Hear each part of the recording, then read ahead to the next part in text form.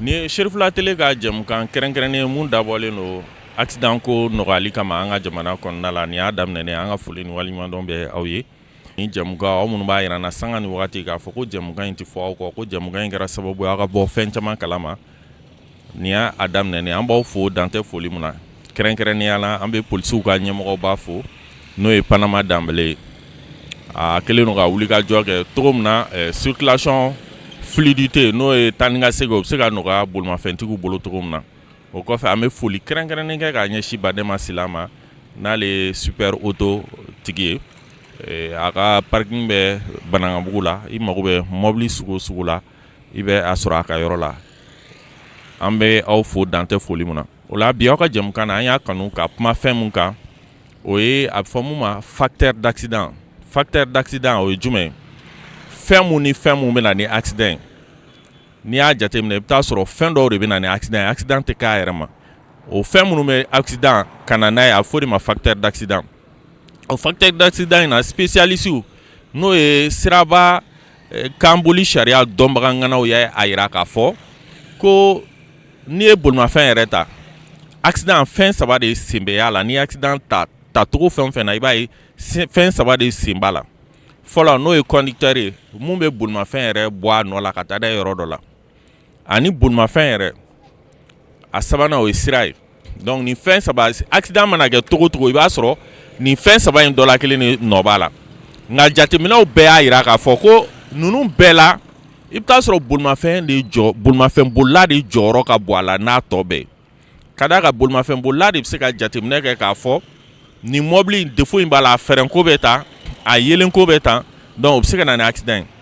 ye i bɛ taa sɔrɔ bolimafɛn bolila de ka lajɛli kan k'a to ni dingɛ dɔ bɛ sira la mun bɛ se ka na ni sira ka accident ou bien yiri dɔ binnen don ka se ka o éviter donc n'i y'a jateminɛ dɔrɔn i b'a ye k'a fɔ bolimafɛn bolila accident mana kɛ cogo o cogo ale jɔyɔrɔ dɔ b'a la o bolimafɛn bolila a yirala k'a fɔ o ka baaraw kan ka kɛ jumɛn ye a kan ka former de n'o ye code la route sariyaw dɔnni ye a n'a ka kan ka kɛ mɔgɔ ye civisme bɛ bonya a la n'o ye jumɛn sariya labato bɛ se ka bonya a la cogo min na o kɔrɔ siraba sariya dɔnni dɔrɔn tɛ k'a labato fɛn minnu fɔra yɔrɔ min na k'olu labato walasa ale bɛ se k'a nin kisi k'a maa wɛrɛ la nin kisi o kama an bɛ ka kuma facteur d'accident min kan facteur ka ca fɛn minnu bɛ na ni accident ye a ka ca fo k'a dama tɛmɛ mais an ni spécialistes bɛ ɲɔgɔn fɛ an bɛna kuma tɛnku la olu fana ka dɔnta ye mun ye facteur d'accident na a la jugumanw ye minnu ye da bɛna s'olu ma k'olu ɲɛfɔ aw ye walasa aw minnu bɛ jɛmukan in kɔrɔ aw ka se k'a dɔn ninnu de bɛ na ni accident ye ka caya an k'an kɔlɔsi o la bon n'i y'o facteur ta yanni an ka kuma d'u ma an yɛrɛ ka dɔnta hakɛ la i b'a ye k'a fɔ fɛn in bɛɛ bɛ vitesse de bolo ka d'a kan ni vitesse dama tɛmɛnen de don accident bɛ juguya mais ni vitesse dannen don hakɛ la hali ni accident kɛra i bɛ taa sɔrɔ a bɛ da bolimafɛnw ni ɲɔgɔn cɛ a tɛ se nin bɔ hakɛ ma o kama vitesse jɔyɔrɔba b'an ka accident na an y'a fɔ cogo min facteur ka ca an bɛna kuma di an ka spécialiste ma aw b'a dɔn mɔgɔ dogolen tɛ a bɛna ɲɛfɔli k'an ye facteur d'accident n'a fɔra facteur d'accident mun de don a bɛ mun ni mun ko fɔ mun ni mun de jɔyɔrɔ ka bon facteur d'accident na an ka bi jɛmukan bɛna boli o de kan. Bon mun bɛna ni accident ye a premier facteur ye o ye incivisme de mais surtout l'incivisme parce que qu'est-ce qui se passe tout le monde pense que j'ai droit bɛɛ de hakili la k'a fɔ droit bɛ ne de bolo quoi bon alors que dans la circulation priorité bɛ yen yawa donc il faut que an ka se ka mun ɲɔgɔn kɔrɔ y'a mɛn ka dɔ bɔ nin wagati in na nin kan ka kɛ nin kan ka kɛ bon tant que an ma incivisme dabila dɔrɔn accident tɛ ban ça comme ça c'est très clair yawa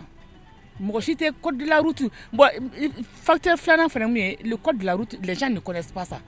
yawa bon se bɛ n somɔgɔw ye n bɛ mobili san ou bien se bɛ n yɛrɛ ye n bɛ mobili san ou bien se bɛ n ye moto san n bɛ moto taxiya kɛ n bɛ circulation na c'est tout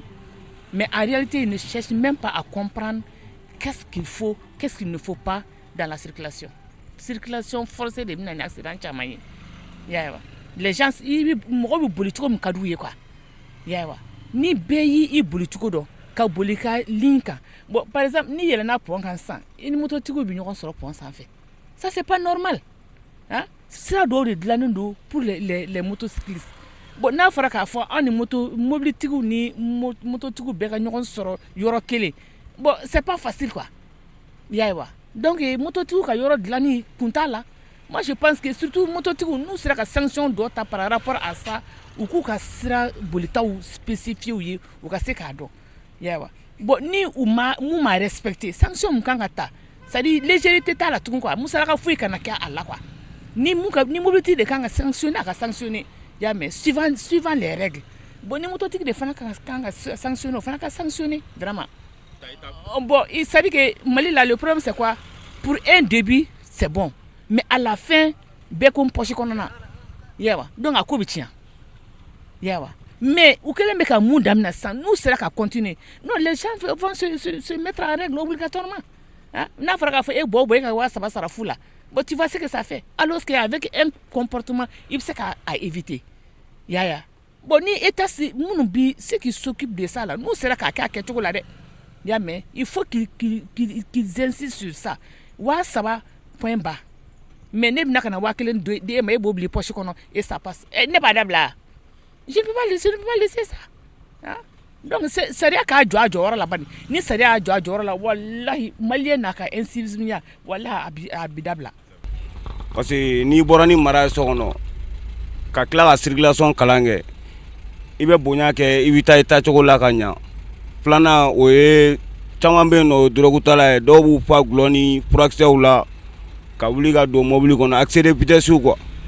Bon sisan an ka mobili caman bɛ no pinɛ kelen kuma dɔ la pinɛ fila u bɛ siran ka kuma mobili tigiw ye ka mobili dilan ka ɲa quoi. Bon i bɛ voiture tigi caman fɛnɛ a bɛɛ dosi tala de ne kɔni hakilina o de ouais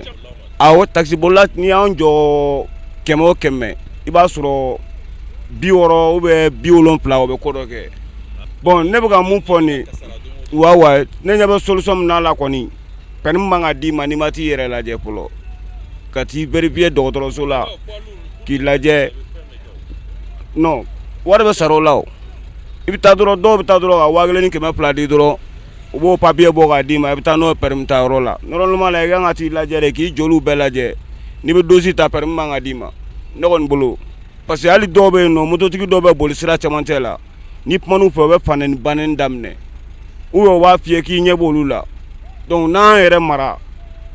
o la faamaw ka baara bɛ lafiya u bolo an yɛrɛ bɛ lakana quoi a bɛɛ bɛ mara in de kɔnɔna la grand frère ne yɛrɛ bɛ taxi boli ɲina an san 25 de moto taxi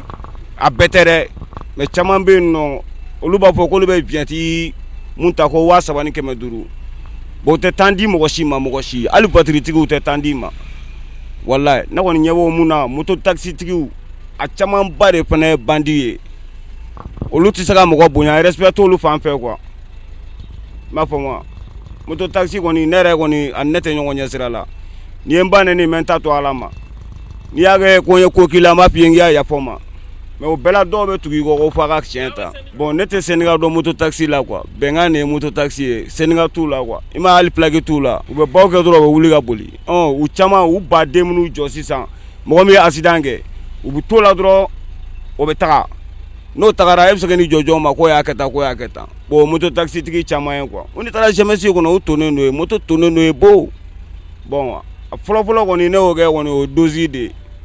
parce que n'an yɛrɛ mara gulɔ ni drogue ta ni fɛn ninnu na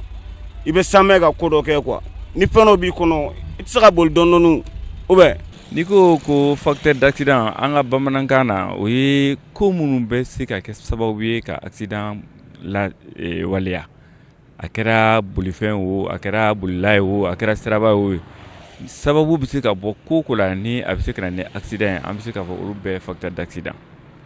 i yɛrɛ y'a fɔ cogoya min na nin fɛn saba de bɛ sécurité kɔnɔ bolifɛn bolibaga n'o ye conducteur ye dɔw k'a ma ko chauffeur ye donc o ye bolifɛn bolibaga o de y'a belebeleba ye kɛmɛ sara la a jateminɛ la min bɛ bɔ bolifɛn bolibaga la a bɛ t'i jɔ fo 70 ani kɔ la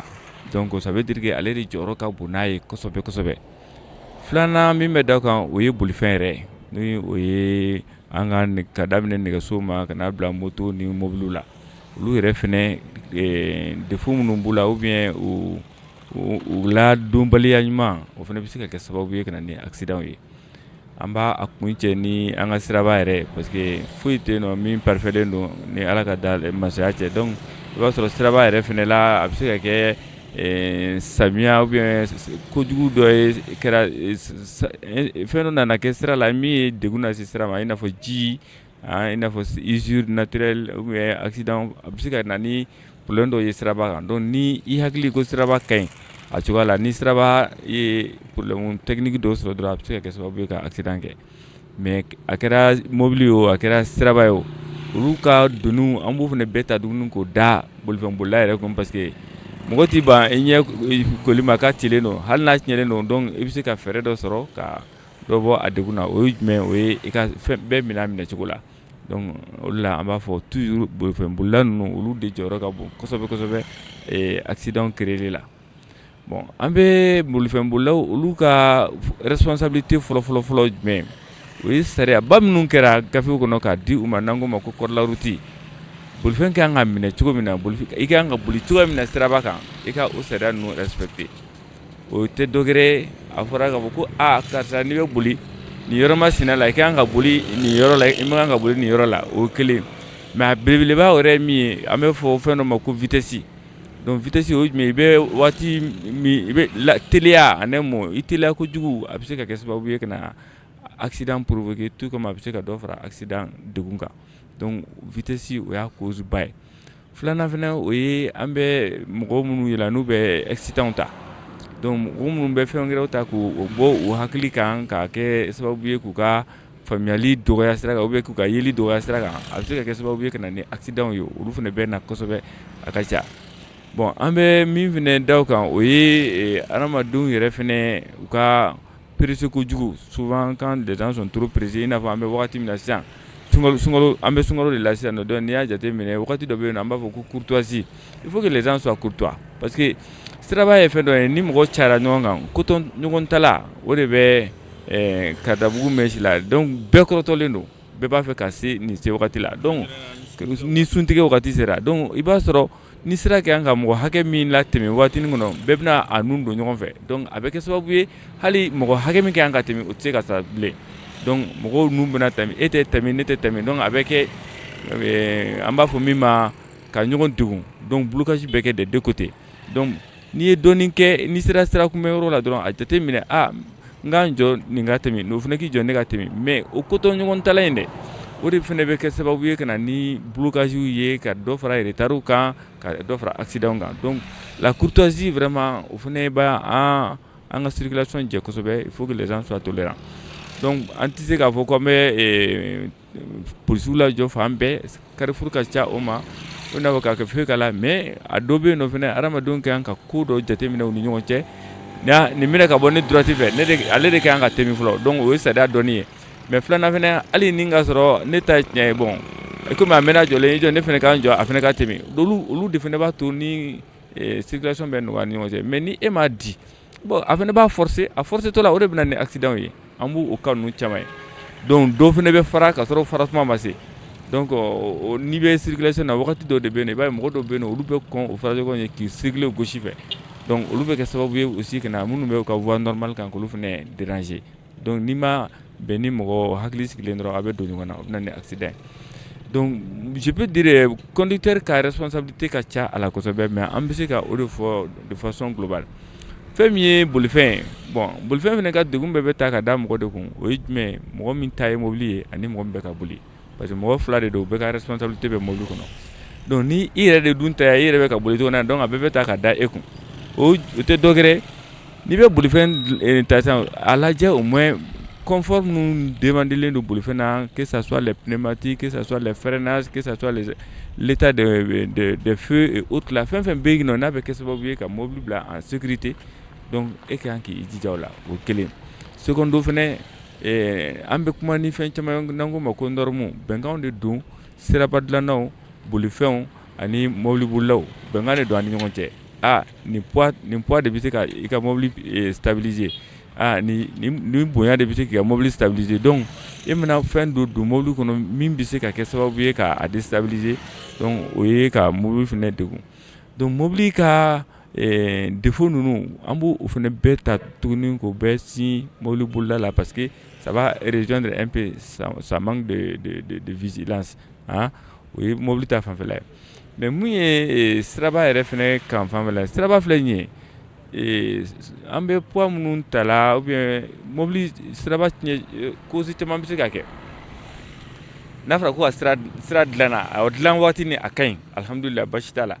mais an bɛ climat min kɔnɔ tile bɛ yen ji bɛ yen fiɲɛ bɛ yen nɔ donc olu bɛɛ bɛ se ka jouer siraba kan ka dɔ bɔ a fanga la dɔɔni an b'a fɔ o ma ko olu de usure naturelle le donc fɛn kɛra la fɛn ma kɛ o ka da ji ni tile ni fiɲɛ kan siraba bɛ se ka gɛlɛya dɔ sɔrɔ mais o gɛlɛyaw kɔfɛ tuguni on voit souvent que dɔw fana bɛ gɛlɛya aggraver ni surcharge ni travaux suguya dɔ ye siraba kan ka dingɛw tigɛ ka bila bon ni dingɛ tigɛra ka bila sira kan ou bien siraba karila ka se degré dɔ la qu'est-ce qui va se passer mɔgɔ min sigilen tɛ ni dingɛ i nana bala dingɛ la ou bien n'i ko k'i bɛ dingɛ éviter i bɛ bɔ i ka voie kɔnɔ ka taa don mɔgɔ wɛrɛ ka voie kɔnɔ donc o ɲɔgɔn faamuya baliya vous avez un temps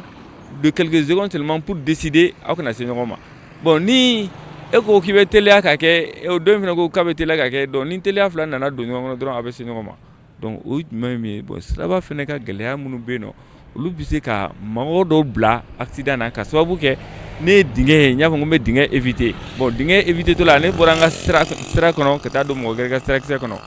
donc o sɔrɔla cogo di parce que sira problème b'a la en même temps souvent en ka conception na il y a bon personne n'est parfait il y a souvent des petites difficultés qui sont dues vraiment au calage des côtes ni an bɛ se ka fɔ siraba architecture la norme dɔw bɛ yen nɔ olu fana kan ka respecter bon hali ni ka sɔrɔ baara kɛlen kɔfɛ ni erreur yɛrɛ a caman bɛ yen nɔ on voit que dɔw bɛ persister i n'a fɔ en voulant éviter ka mɔgɔ hakɛ min kan ka tɛmɛ sira fɛ donc ni sira nana dɔgɔya olu ma donc obligatoirement fo ka sira élargi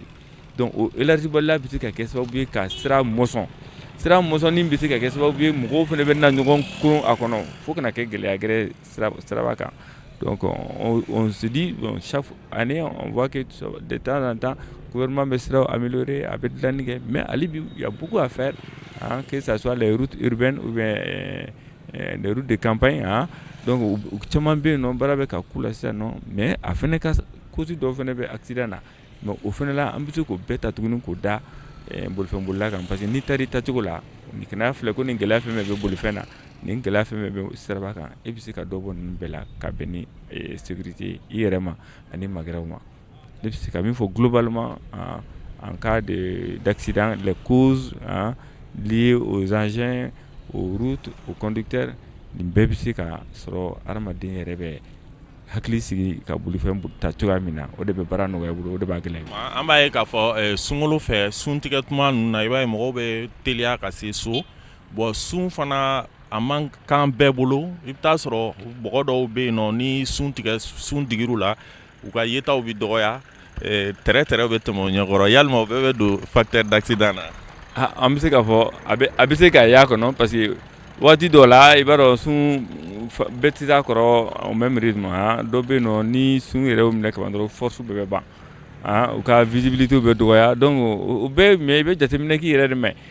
comportement dɔ bɛ yen nɔ i ka wuli wagati la n'i b'a dɔn fɛnɛ k'i tɛ se ko ka a kɛ ka mobili boli k'i to état suguya dɔ la mieux vaut k'i ka mobili jɔ i ka transport en commun dɔ ta ka taa se yɔrɔ ka fisa i ka taa i yɛrɛ se kungo la ou bien encore o sunkalo kelen kɔsɔn na k'a fɔ ko ne wulila an ka kan ka taa sun tigɛ so de ka circulation forcer ɲɛ dɔ ma d'abord i b'i yɛrɛ lasumaya bon limitation yɛrɛ fɛnɛ à cause de ta fatigue de ton état de santé et de carême a bɛ se ka gɛlɛya fɛnɛ las'i ma donc sunkalo kɔnɔ i y'a ta dama problème ye dans la conduite routière parce que dɔ bɛ bɔ adamaden ka capacité la ka bɛn ni waati min ye o de ye bɛɛ wuli kuma ye tuguni ko n bɛ taa so donc wuladafɛla la o y'a sɔrɔ adamadenw farikolola ji dɔgɔyara dumuni kɔngɔw sɛgɛn ainsi de suite la donc a bɛ jouer u kan kosɛbɛ physiquement donc dusumangoya bɛna mɔgɔw la il y a la nervosité qui est là il y a le temps qui est devant eux qui veut tout faire pour que taa bɛn ni ji ye et même vrai que souvent il y a les bonne volonté ka ji di mɔgɔw ma circulation na mais a ka di mɔgɔw ye ka taa dumuni kɛ u ka denbaya ɲɛkɔrɔla la bon n'o dun bɛ kɛ dɔrɔn i ka sira yɛrɛ trafic jateminɛ ka i wuli wagati dɔn ka taa en toute sécurité c'est ce que je pourrais dire dongo an tɛ sɛgɛn ni ladilikan in de la an kɔni ta ye ladili ye adamadenw bɛ se k'a faamuya cogoya min na an tɛ se ka maa si wajibiya taa nin kɛ parce que an tɛ k'i kun waati bɛɛ k'i bila ladilikan min bɛ yen nɔ très généralement o ka dɔn k'a fɔ ko n ka taa retard la o ka sɔrɔ n ka taa corbillard la c'est ce qu'on dit toujours donc janto yɛrɛ la kɔrɔcogo ka ɲi an filɛ ka gafe fɛn fɛn dilan n'o ye o ye code de la route ye u k'i gɛlɛya u ka code de la route u k'a kalan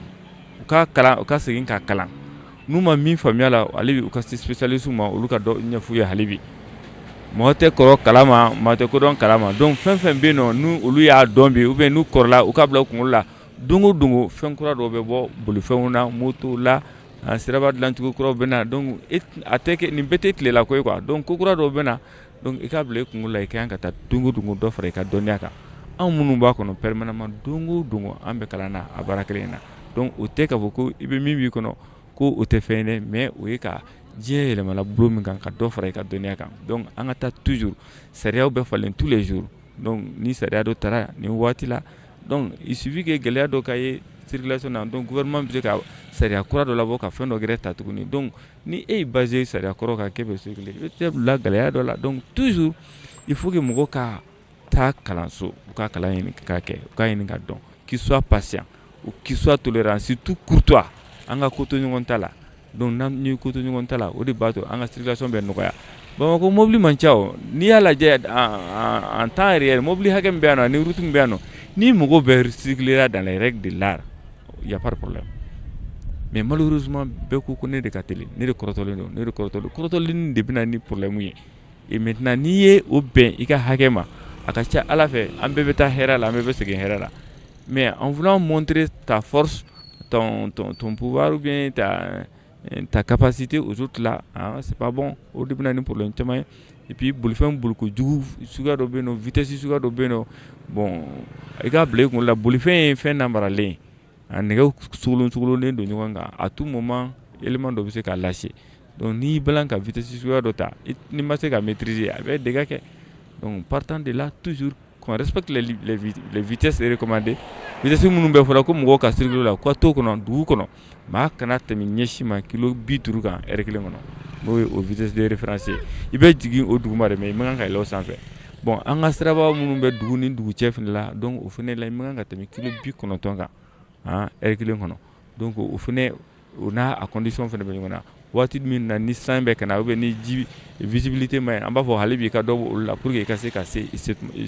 seko ɲuman na donc olu bɛɛ adamadenw kan donc u ka vitesse minimiser u ka surcharge dabila u ka mobile contrôler ka